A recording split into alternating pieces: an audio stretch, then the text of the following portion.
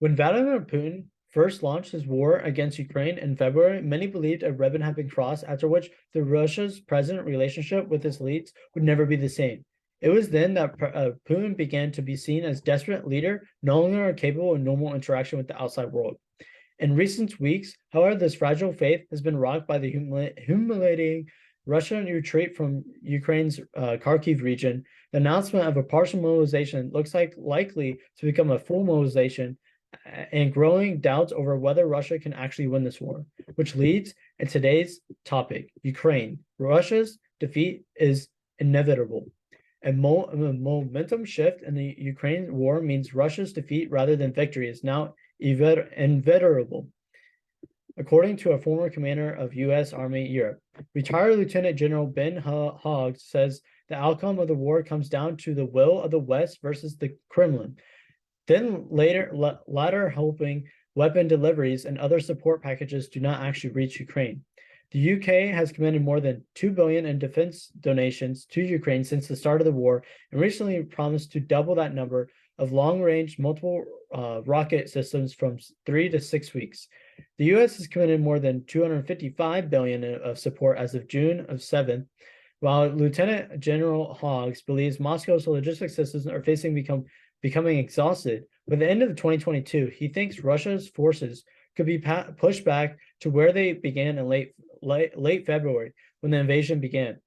With that retaking Crimea and parts of the Donbass region under Russia's control since 2014 could take more time and maybe even more negotiation. The retired U.S. Army European commander joined other experts in questioning the tactical proficiency of Russia, saying that the famous Black Sea Fleet is hiding on the other side of Crimea right now from the Ukrainian Navy that doesn't exist. Lieutenant Hodge says fear of Russia's escalation and potential use of nuclear weapons has resulted in a spoon feeding of weaponry donations rather than the bulk offers, which would go a lot further.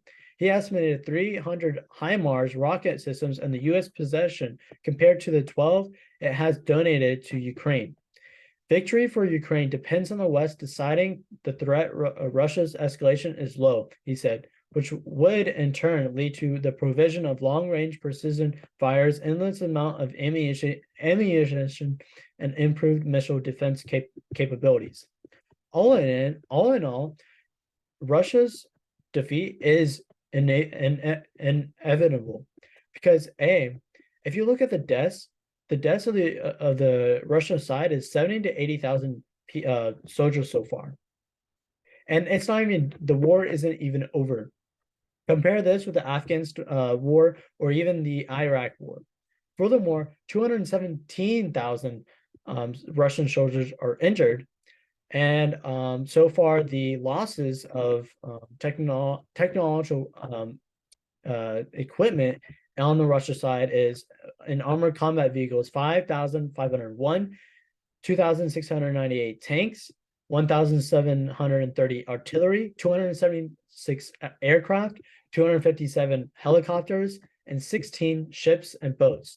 So I think it's fair to say that comparing U.S. generals' statements about the Black Sea hiding from the other side of Crimea, and them going back to the land in which they started, and back in February, shows that Russia's defeat is inevitable because Russia is losing. They were at a good pace at the beginning of the invasion, and they even got so close to Kyiv.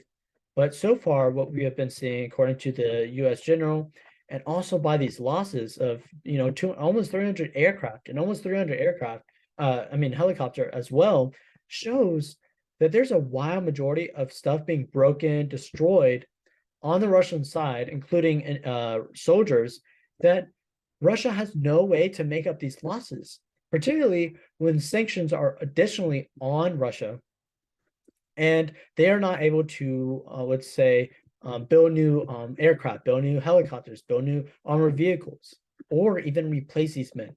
Furthermore, people are leaving the state or the nation of Russia by fleeing to the country of Georgia or southern backed Russia countries because they don't want to be drafted into this mobilization. And the majority of these people are actually being drafted now into the war. So clearly, Russia's defeat is inevitable. Thank you.